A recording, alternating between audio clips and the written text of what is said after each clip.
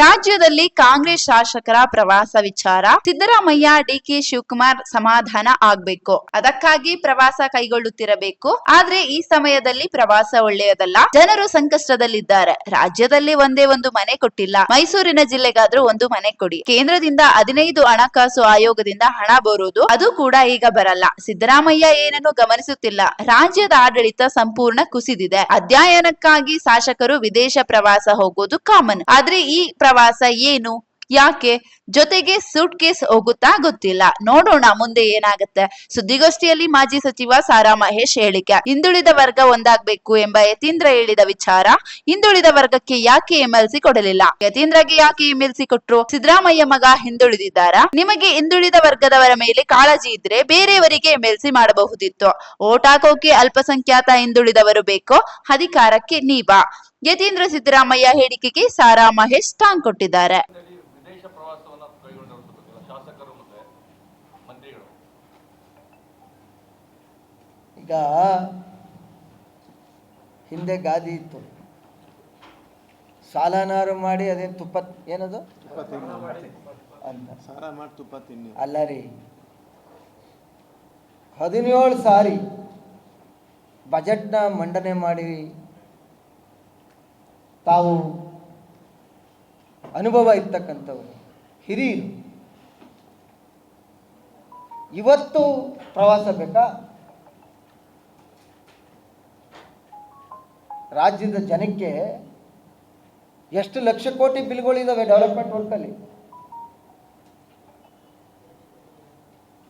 ಸಾಲಕ್ಕೆ ಎಷ್ಟು ತೀರಿಸ್ತಾ ಇದ್ದೀರಿ? ಡೆವಲಪ್ಮೆಂಟ್ಗೆ ಎಷ್ಟು ಉಳಿತಾ ಇದೆ? ನೀವು ಹಿರಿಯರು,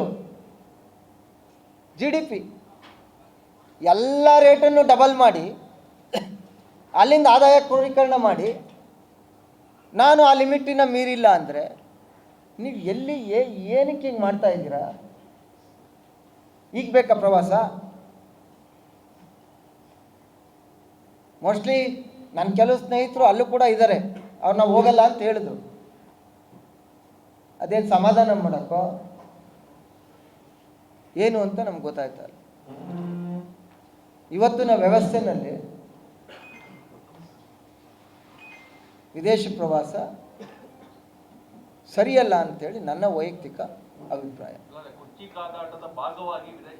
ಅದೇ ಇನ್ನೇನು ಸಮಾಧಾನ ಮಾಡೋಕ್ಕೆ ಅಂತ ನೆನ್ನೆ ನೋಡಿದ್ರಲ್ಲ, ಎಲ್ಲರೂ ಕ್ಯಾಬಿನೆಟ್, ಎಲ್ಲ ನಿಗಮ ಮಂಡಳಿ ಅಧ್ಯಕ್ಷರಿಗೂ 20 ಚೇರ್ಮನ್ಗಳು, ಎಲ್ರಿಗೂ ಕ್ಯಾಬಿನೆಟ್. ಇಲ್ಲ, ಅದು MLC ಅವರು ಹೇಳ್ತಾ ಇದ್ದಾರಲ್ಲ 5 ವರ್ಷ ಅಬಾಧಿತ. ನಾವೇನು ಹೇಳೋದು? ಅದರಿಂದ ಈ ಸಂದರ್ಭದಲ್ಲಿ ಪ್ರವಾಸ ಒಳ್ಳೆಯದಲ್ಲ. ಜನರು ಭಾಳ ಕಷ್ಟದಲ್ಲಿದ್ದಾರೆ.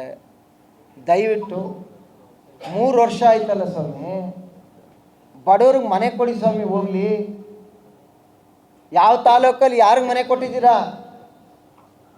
ಒಂದು ಮನೆ ಕೊಡಿ ಹೋಗ್ಲಿ. ಮಾನ್ಯ ಮುಖ್ಯಮಂತ್ರಿಗಳೇ, ನಿಮ್ಮ ಜಿಲ್ಲೆಲ್ಲಾರು ಕೊಡಿ.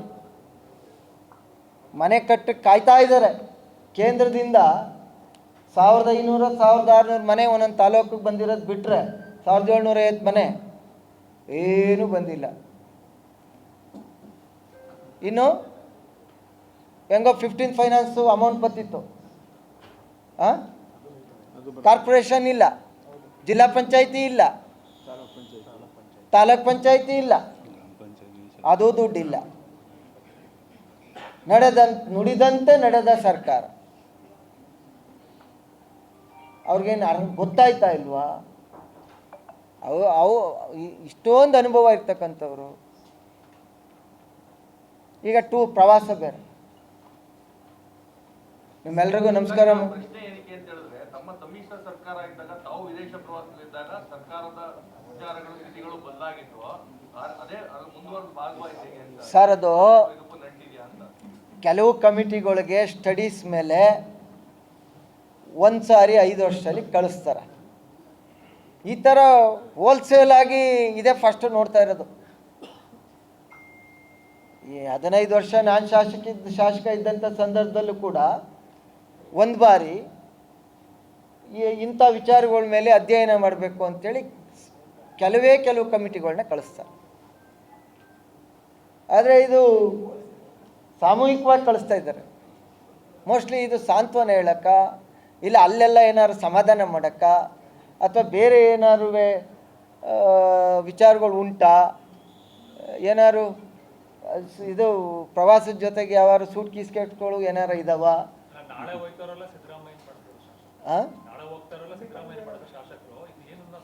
ಅಲ್ಲ, ಅದನ್ನೇ ಅವ್ರು ಹೇಳಬೇಕು, ಅವ್ರು ಹೇಳಬೇಕು. ಹೌದಾ? ಆಮೇಲೆ ಬಿಲ್ ಬಂದ ಮೇಲೆ ಗೊತ್ತಾಯ್ತದಲ್ಲ.